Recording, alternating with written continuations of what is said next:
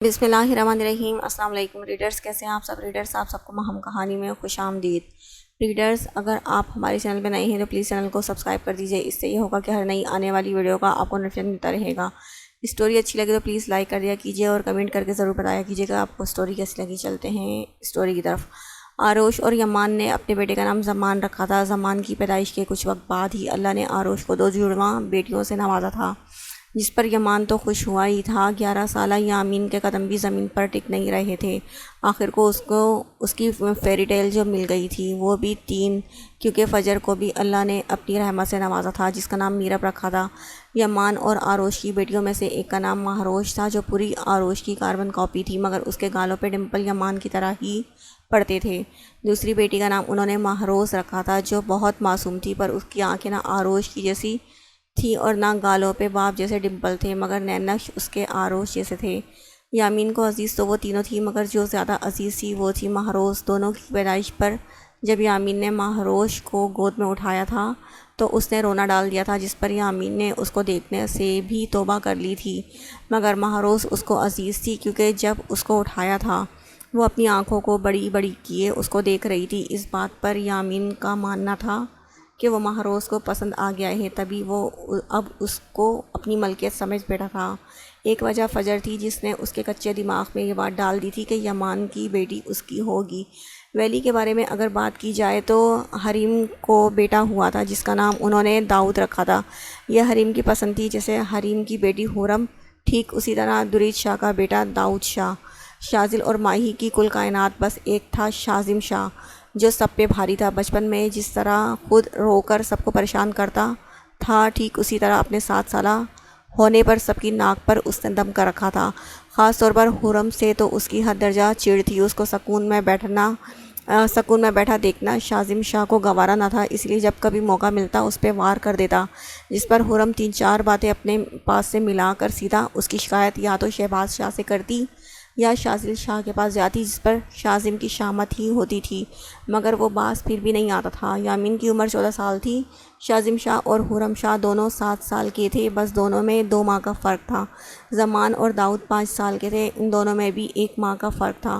دونوں کی آپس میں بہت بنتی تھی۔ جب مہروز اور میرب یہ تینوں 3 سال کی تھیں، ادھر چلی میں ادھر چلی ادھر چلی میں ادھر چلی پسل گئی۔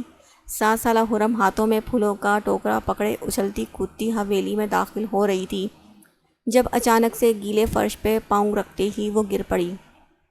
ہاں ہاں ہاں ہاں ہاں۔ پل کے پیچھے چھپا شازم شاہ، جو پانی کی بوتل پکڑے اور دوسرے ہاتھ میں فٹ بال تھامے اس کے گرنے کے ہی انتظار میں تھا، اس کو جیسے ہی گرتا دیکھا تو پیٹ پر ہاتھ رکھ کر زور سے کہکہا لگانے لگا، ادھر چلا میں ادھر چلا، ہاں ادھر چلا میں ادھر چلا، پتہ نہ چلا کب میں پسل گیا۔ شازم اس کے گرد چکر کاٹتا، اس کی نقل اتارتا، اس کو تپانے لگا، جس پر حرم اپنی چھوٹی ناک پھلائے اور اپنے پاؤں پہ ہاتھ رکھتی اس کو کھا جانے والی نظروں سے دیکھ رہی تھی۔ ہم تمہیں چھوڑیں گے نہیں شازی، حرم چیخ کر بولی۔ میں تو ڈر گیا حضور، شازم نے ڈرنے کی اداکاری کی۔ بس ہمیں آپ یہ بتا دیں آپ کے ہم میں کتنے لوگوں کا ٹولہ ہے، تاکہ ہم بھی اپنی طرف سے جنگ کا میدان تیار کریں، کیونکہ بڑے بزرگ کہتے ہیں لڑائی میں برابری ہو تو ہی جیتنے میں مزہ آتا ہے، تو پلیز حضور ہمیں آگاہی دے دیجئے آپ کے ہم میں اور کون ہے۔ شازم بال نیچے رکھ کر اس پہ اپنا پاؤں رکھتا حرم کو ٹھیک ٹھاک تپا گیا۔ پہلے تو ہم اکیلے تھے، پر اللہ میاں کی قسم اب ہم شازل بابا سے تمہاری شکایت میں زمین آسمان ایک نہ کر دیں، تمہیں درخت پہ نہ الٹا لٹکوایا تو ہمارا نام بھی حرم درید شاہ نہیں۔ حرم خونخوار نظروں سے اس کو دیکھ کر بولی تو شازم کی رنگت اپنے باپ کے نام پہ پل بھر میں اڑی تھی۔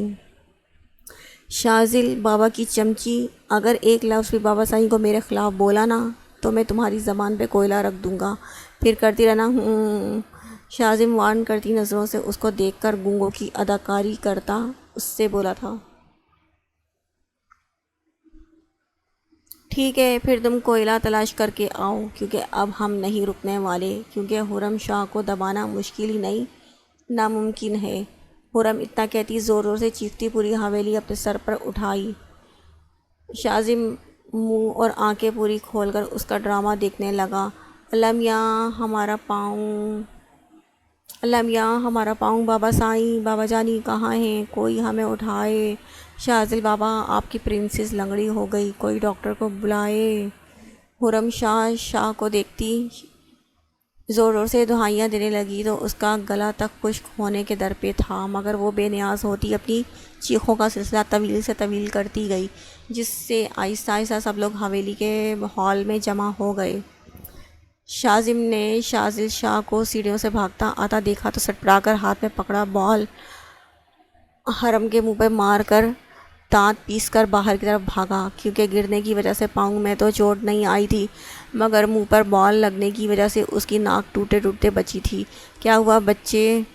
شاذل پریشانی سے اس کو گود میں اٹھاتا بولا تو حرم اپنا سر اس کے کندھے پہ رکھتی اپنی پوری آنکھیں پھاڑنے لگی تاکہ ان میں سے پانی نکل آئے۔ ہمارے پاؤں میں موچ آ گئی، شازی نے گرایا، بال الگ منہ پہ ماری۔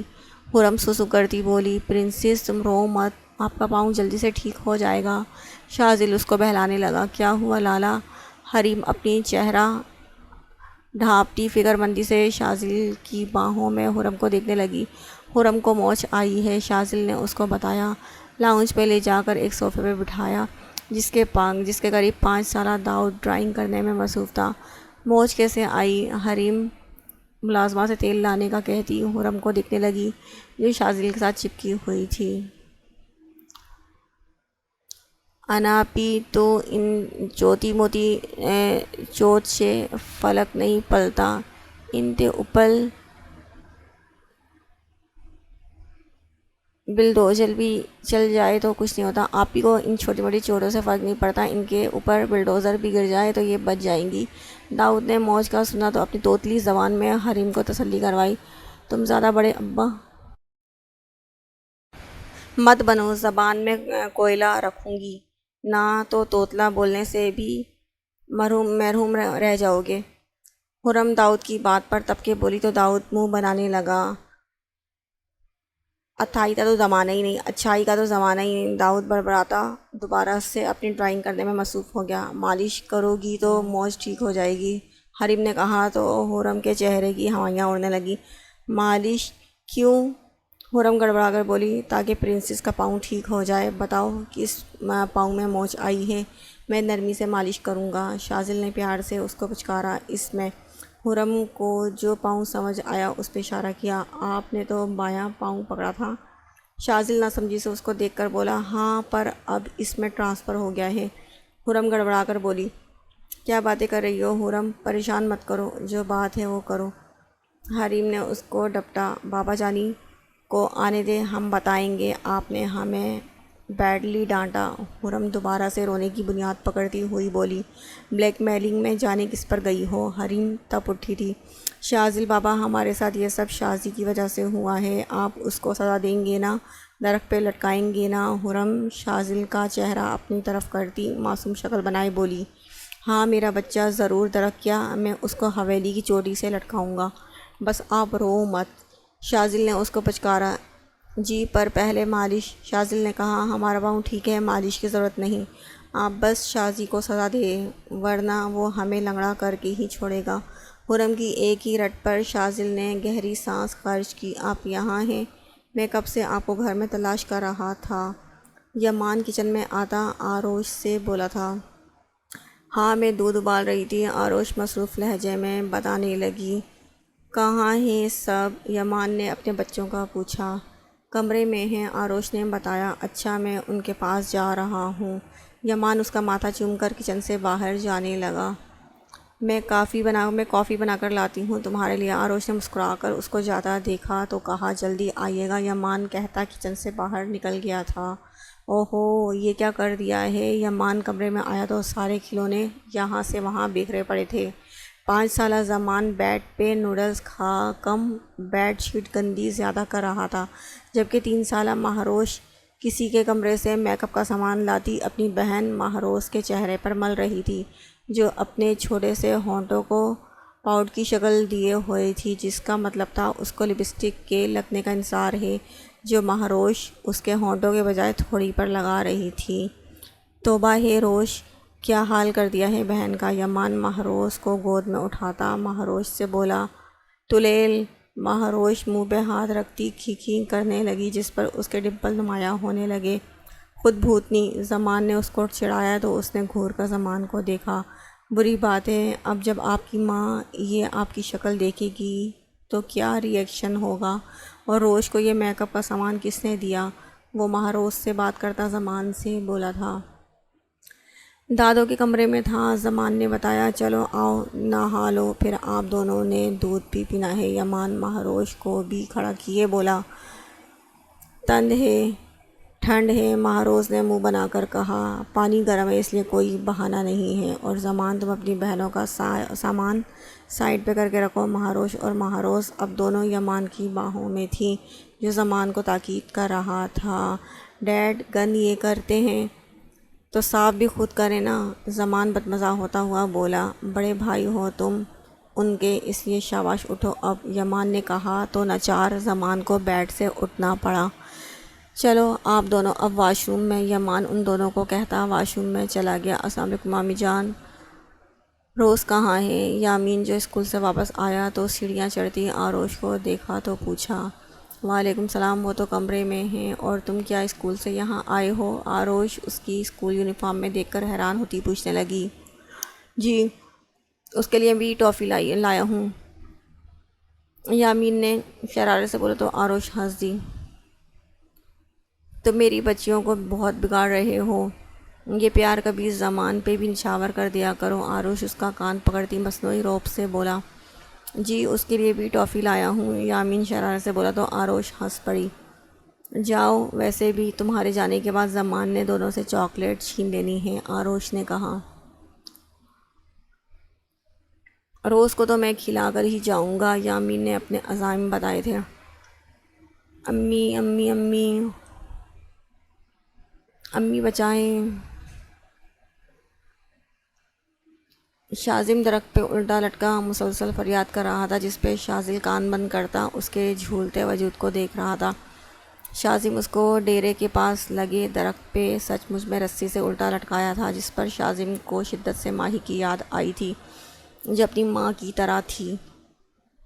تم سدھرتے کیوں نہیں ہو؟ ماں معصوم ہے پر اس کا سیمپل کیوں بدمعاش ہے؟ شاذل اس کو گھور کے بولا تھا۔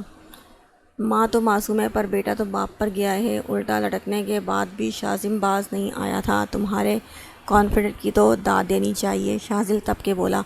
ڈیڈو سچی میں اب کچھ نہیں کروں گا، بس آپ آزاد کر دیں، اور یہ حرم مسنی ہے، شاذم منت بھرے لہجے میں اس سے بولا تو شاذل کو اس پہ ترس آ گیا۔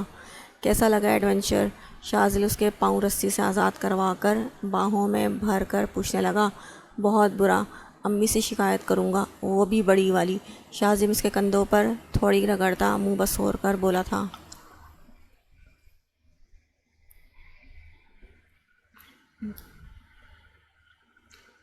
اور کام کیا ہے تمہارا؟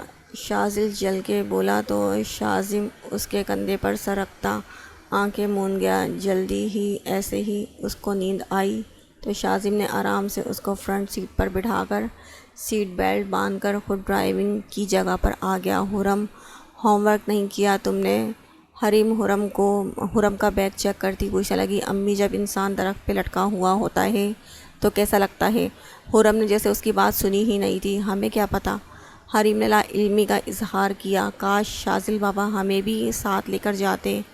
حرم حسرت سے بولی، خرافات کے علاوہ بھی کچھ سوچ لیا کرو۔ آؤ ہوم ورک کرو اپنا، داؤد کو دیکھو کتنی جلدی کر لیا اس نے۔ حریم نے اس کو گھورا، اس کا اتنا آسان ہوم ورک ہوتا ہے، صرف ABC اور ہمیں A for apple, B for balloon ہے لکھنا ہوتا ہے۔ حرم نے منہ کے زاویے بگاڑ کر حریم کی معلومات میں اضافہ کیا۔ کیا ہو رہا ہے؟ درید کمرے میں آ کر پوچھنے لگا۔ ابا جانی آپ آ گئے؟ حرم جمپ لگا کر بیڈ سے اٹھتی بھاگ کر درید کے پاس پہنچی تو اس نے مسکرا کر باہوں میں بھر کر اس کے چہرے پہ پیار کیا۔ آپ نے اتنی لیٹ کر دی، ہم نے بہت سارا آپ کو مس کیا تھا، حرم نے باہیں پھیلا کر بتایا۔ ہم نے بھی آپ کو بہت سارا مس کیا تھا، پر کیا ہے نا بیٹا جانی، آپ کے بابا جانی کو بہت کام تھا تبھی وہ کل نہیں آئے۔ درید اس کے بال سنوار کر بولا۔ یہ سچ تھا، وہ جب سے گاؤں کا سرپنچ بنا تھا تب سے اس کے سر پہ زمینداروں کا بوجھ پڑ گیا تھا، ذمہ داریوں کا بوجھ بڑھ گیا تھا۔ سرپنچ بننے کے بعد جو اس نے پہلا فیصلہ کیا تھا، گاؤں کا اصول ختم کیا تھا، وہ تھا ونی، جو کبھی بھی کسی کے پاس خون بہا کے عوض نہیں جائے گی۔ بیٹیاں اللہ کی طرف سے رحمت ہوتی ہیں۔ اللہ بیٹیاں اس لیے نہیں دیتا کہ وقت آنے پر آپ اس کو قربانی کے لیے پیش کریں۔ اب یا تو خون کا خون ہوگا یا پھر اس کی چٹی دینی پڑے گی۔ فیصلہ تب ہوگا جب دونوں طرف کے لوگوں کی بات سنی جائے گی اور الزام کسی پر بھی ہو، پوری سچائی جاننے کے بعد ہی فیصلہ کیا جائے گا۔ درید کے اس فیصلے پہ جہاں سب لوگ مطمئن اور خوش تھے، وہیں کچھ لوگوں نے اعتراض بھی اٹھایا تھا، مگر درید نے کسی پر توجہ دینا ضروری نہیں سمجھا تھا۔ آتے ہی بیٹی کے لاڈ اٹھانے میں لگ گئے۔ حریم نے شکوہ کناں لہجے میں درید سے کہا، آپ کی زوجہ محترمہ ناراض ہو گئی۔ حرم منہ پر ہاتھ رکھ کر بولی تو جہاں درید ہنسا تھا وہیں حریم نے اس کو گھورا تھا۔ زوجہ آپ کیوں ناراض ہوتی ہیں؟ بیٹی کے بعد ہم آپ کے پاس ہی آنے والے تھے۔ درید اس کے پاس کھڑا ہوتا بولا، اچھا خیر چھوڑیں، آپ فریش ہو جائیں، ہم آپ کے لیے کھانا لاتے ہیں۔ حریم نے کہا ٹھیک ہے۔ درید نے کہہ کر حرم کو بیڈ پہ بٹھایا۔ آپ سے شاذل ہمیں یہ امید نہیں تھی۔ آپ نے شازی کو درخت پہ لٹکایا، وہ بھی الٹا۔ اگلے دن شازم نے ماہی کو سارا کچھ بتایا تھا۔ وہ اس کے اپنے سینے سے لگاتی تڑپ کر شازی سے بولی، درخت پہ الٹا ہی لٹکایا جاتا ہے، سلٹا لٹکانے کا مطلب خودکشی۔ شازل سر جھٹک کر بولا، امی۔ شازم رونی صورت بناتا ماہی کو دیکھنے لگا تو ماہی نے شازل کو گھورا، آپ کا اکلوتا بیٹا ہے یہ؟ ماہی نے جیسے یاد کروایا، تو بگڑ کتنا گیا ہے تمہیں اندازہ ہے؟ کچھ حویلی سے باہر نکلتا ہے تو گلیوں میں کھیلتے بچے اس کو دیکھ کر ایسے آواز لگاتے ہیں جیسے گلی میں کسی کنڈے نے قدم رکھ لیا ہو، بس اس کے باہر نکلنے کی دیر ہے، سب بولنے لگ جاتے ہیں، شازم شاہ آ گیا، شازم شاہ آ گیا، شازم شاہ آ گیا، جیسے یہ نمونہ شازم نہ ہو، پرائم منسٹر ہو کہیں کا۔ شازم دانت پہ دانت جما کر بولا، اس میں میری کیا غلطی؟ اللہ نے بنایا اتنا فرصت سے ہے۔ شازم ماہی کے سینے سے سر اٹھاتا معصومیت کے ریکارڈ توڑ کر بولا، اور نہیں تو کیا، ماہی اس کے وارث صدقے ہوئی۔ جی نہیں محترمہ، اس خوش فہمی سے باہر نکل آؤ۔ شازل نے تنزیہ کہا تھا۔ اس کا سیل فون رنگ کرنے لگا، اس نے ریسیو کی مگر آواز نہیں آنے لگی۔ ایک تو یہاں نیٹ ورک کا بڑا مسئلہ ہو گیا ہے، نہ جانے صبح کس مانوس کی شکل دیکھی تھی۔ شازل موبائل اسکرین کو دیکھ کر بڑبڑایا، صبح آپ نے میری شکل دیکھی تھی اور سب کہتے ہیں میں آپ کی کاپی ہوں۔ شازم دانتوں کی نمائش کرتا بولا تو ماہی کی ہنسی نکل گئی، تمہیں تو بیٹا میں بورڈنگ اسکول میں بھیجتا ہوں، ایک وہی حال ہے اب۔ شازل نے دھمکیاں میں اس لہجے میں کہا، امی۔ شازم ماہی سے چپک گیا، تھوڑا خیال کریں، بیٹا ہے ہمارا، یہ میں کبھی نہیں بھیجوں گی اس کو۔ ماہی نے اٹل لہجے میں کہا، ہم بھی وہاں بڑے ہوئے ہیں اور اب یہ بھی جائے گا۔ شازل آرام سے بولا، امی میں نے پھپھو کے پاس جانا ہے۔ شازم ماہی کو دیکھ کر بولا، شکل دیکھی ہے اپنی، آیا بڑا پھپھو کے پاس جانے والا۔ شازل نے اس کو گھورا، شازل کیا ہو گیا ہے، لے جائیں نا اس کو، آروش کے پاس بہت بار کہہ چکا ہے یہ۔ ماہی نے منت کی، زمان سے لڑائی کرتا ہے، مہروز اور مہروش کو الگ تنگ کرتا ہے، یامین جو اس سے بڑا ہے اس کے ساتھ بدتمیزی الگ سے کرتا ہے۔ شازل نے کہا، بچہ ہے، کیا ہو گیا ہے؟ ماہی کو شازل کا اتنا رد عمل دینا پسند نہیں آیا۔ وہ یامین مجھے روز کے پاس جانے نہیں دیتا، اور روش گندی ہے، بات کرو تو دور چلی جاتی ہے، اور زمان وہ اپنی ہر چیز مجھ سے چھپاتا ہے۔ شازم نے اپنی صفائی میں کہا، جی جی، یامین بھی غلط، رحمان بھی غلط، روش بھی غلط ہے، ایک تم ٹھیک ہو بس۔ شازل اس کی چالاکی پر یہی بول پایا، کل اتوار ہے، آپ شازم کو وہاں لے جائیے گا، ماہی نے کہا تو شازل نے گہری سانس خارج کی۔ تم شازم ہونا؟ ایمان آفس سے گھر آیا تو ڈرائنگ روم میں کسی بچے کو دیکھ کر مسکرا کر پوچھا، پہچان تو گیا مگر پھر بھی اس نے پوچھنا ضروری سمجھا، پیدائشی نام تو شازم شازل شاہ ہے مگر اپنی پہچان کچھ اس طرح سے ہے، ماں مجھے آفت افلاطون شیطانی دماغ والا کہتی ہے، پیار سے یا ڈانٹ سے اپنے ڈیڈو کے لیے میں شازی ہوں۔ میری آواز بچپن سے ان کو پھٹے ہوئے اسپیکر کی طرح لگتی ہے۔ ان کا کہنا ہے جب سے میں اس دھرتی پہ آیا تو اس دھرتی سے ان کا سکون چین آرام کھو گیا، اور وہ کیا چیزیں ہوتی ہیں ڈیڈو، ان چیزوں کا مطلب بھول گئے۔ ڈیڈو کا کہنا ہے جنہوں نے یہ کہا ہے بچے من کے سچے ہوتے ہیں، وہ ایک بار شازل شاہ سے ضرور ملے، اتنا کہ ان کو پتہ چلے دنیا میں زیادہ جھوٹ بولنے والوں کی تعداد میں بچے سر فہرست بھی شامل ہوتے ہیں۔ ڈیڈو تو اکثر یہ بھی کہتے ہیں، وہ اکثر سوچتے تھے کہ شازی کو کہاں پھینک آؤں، مگر ان کی راہ میں رکاوٹ امی لے آئیں، اور اب میں ان کی جان کا عذاب، ان کی پیاری بیوی کا لاڈلا ہوں، اور میں کچھ ایسا یونیک بندہ ہوں جس سے اس کا باپ حد درجہ چڑ کھاتا ہے۔ وجہ کچھ اس طرح سے ہے کیونکہ سال میں ایک دفعہ امی کہتی ہیں شازم میرا لاڈلا، جبکہ شادی کے اتنے سالوں میں امی نے یہ نہیں کہا شازل میرا لاڈلا۔ یہ مان کے پوچھنے کی دیر تھی۔ شازم جو اکیلا بیٹا تنگ آ گیا تھا، ایک سانس میں بول اٹھا کہ شازل اس کو چھوڑ کر خود ضروری کام سے نکل گیا تھا۔ شازم آیا تو اس کو معلوم ہوا رحمان ماہروز ان دنوں کو یامین پارک لے کر گیا تھا، اس لیے آروش اس کو بٹھاتی خود نہانے چلی گئی۔ تم تو بالکل اپنے باپ پر گئے ہو۔ یمان اس کی نان اسٹاپ چلتی زبان کو دیکھ کر بولے بنا نہ رہ پایا۔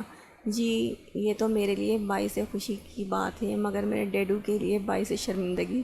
شازم مصنوعی افسوس سے بولا تو یمان کی ہنسی نکل گئی۔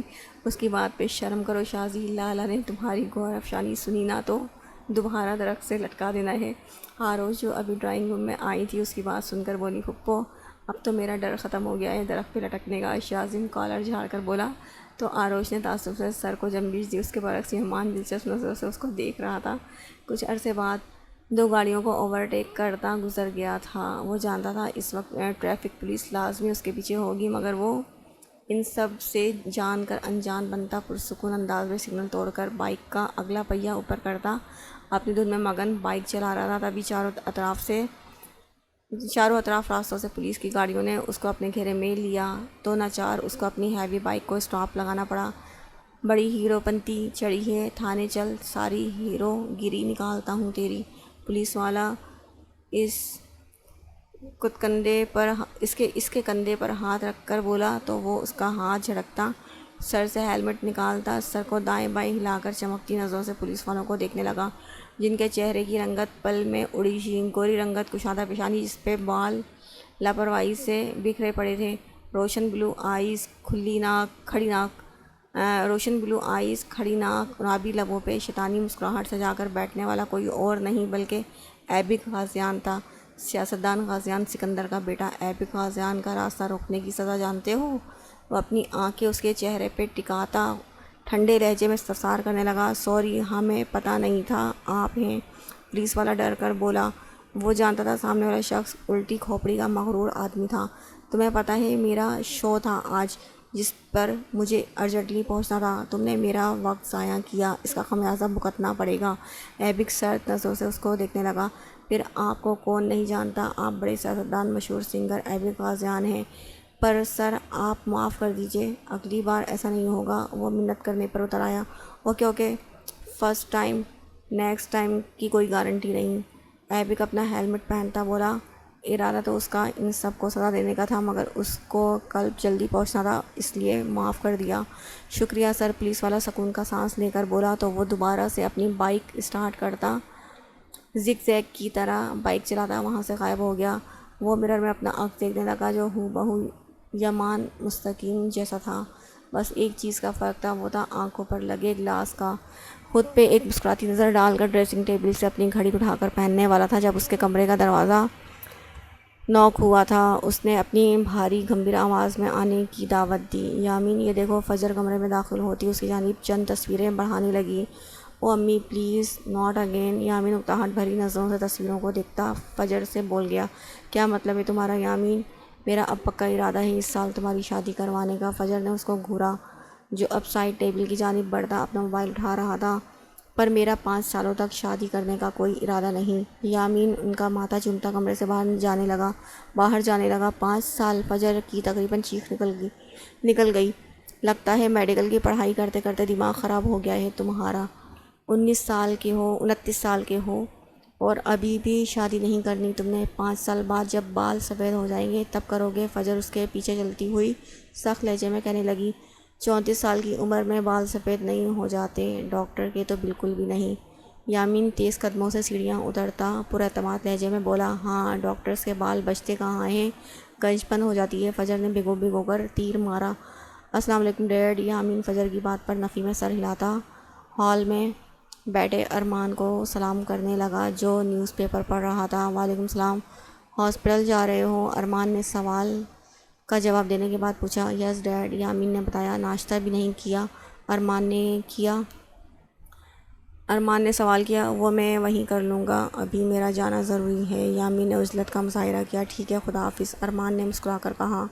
خدا حافظ، یامین جواب میں بولا۔ پہلے میری بات کا جواب دو، فجر نے مداخلت کی۔ پھر بات ہوگی امی، love you, bye.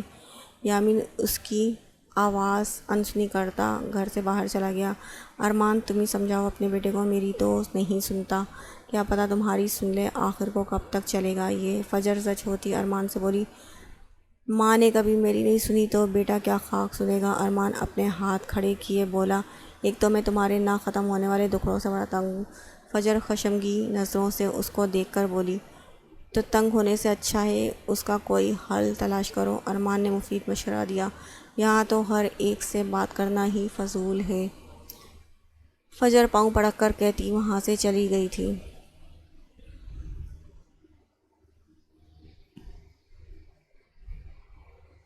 Yamin porch میں آتا گاڑی میں بیٹھ کر اسٹارٹ کرنے والا تھا جب اس کا سیل فون رنگ کرنے لگا۔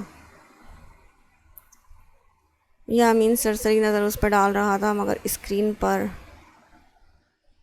تمتماتا افلاطون شاذم کالنگ دیکھ کر اس کا منہ ایسے بن گیا جیسے کڑوا بادام نگل لیا ہو۔ کیا ہوا ہے جو آج مجھے کال کرنا پڑ گئی تمہیں؟ یامین کال ریسیو کرتا بولا، کیا ہو رہا ہے؟ کیوں ہو رہا ہے؟ کیسے ہو رہا ہے؟ ان سب کے جوابات تمہیں کالج جا کر معلوم ہوں گے۔ دوسری جانب موجود شاذم کافی دلچسپ لہجے میں بولا تو یامین کا ماتھا ٹھنکا۔ وہ جان گیا تھا شاذم کس کالج کا ذکر کر رہا ہے۔ Come to the point Shazi, گھما پھرا کر بات مت کرو، بات کرنا تمہیں پسند ہوگا، مجھے نہیں۔ یامین کا لہجہ خاصا سنجیدہ ہو گیا تھا، پہلے جیسی شوخی کہیں بھی نہیں تھی۔ ہاں ہاں ہاں، دل کو قرار سا آ گیا، پتہ ہے کیوں؟ وہ ایک ہی پل کو رکا۔ یامین نے اپنے جبڑے سختی سے بھینچ کر خود پہ ضبط کیا تھا، کیونکہ میں تمہارا ایسا ہی ری ایکشن امیجن کر رہا تھا۔ شاذم ہنس کر خیالات میں اس کے تاثرات دیکھ کر پرسکون لہجے میں بولا، اور میرے سوال کا جواب نہیں؟ یہ میرے سوال کا جواب نہیں۔ یامین کی گرفت اسٹیئرنگ پر مضبوط ہوئی۔ اس وقت کہاں ہو تم؟ شاذم نے شاید قسم اٹھائی تھی یامین کا بی پی ہائی کرنے کی۔ شازی کالج کے بارے میں کیا بتانے والے تھے؟ وہاں کیا ہونے والا ہے؟ یامین اس کی بات نظر انداز کرتا بولا، ماں اگر تم مہروز کا نام لینے والے ہو تو میں ایک بات واضح کر دوں، اس کو ماں بس میں ہی بلا سکتا ہوں۔ شاذم کچھ کہنے والا تھا جب یامین اس کی بات درمیان میں کاٹ کر بولا، وٹ ایور۔ شاذم نے ناک سے مکھی اڑائی، مگر یامین کا دماغ کالج کی جانب چلا گیا تھا۔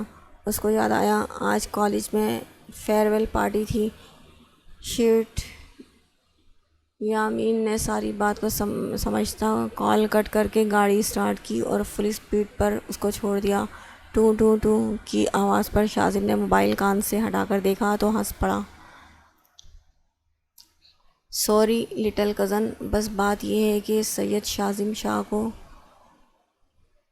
ہار بالکل پسند نہیں۔ شاذم خود سے بڑبڑاتا آرام سے بیڈ پر لیٹ گیا۔ اس کو بس ایک بات کا انتظار تھا، بس ایک کال کا انتظار تھا جس میں اس کو سب کچھ پتہ چل جانا تھا کہ کیا ہوا ہے، کیوں ہوا۔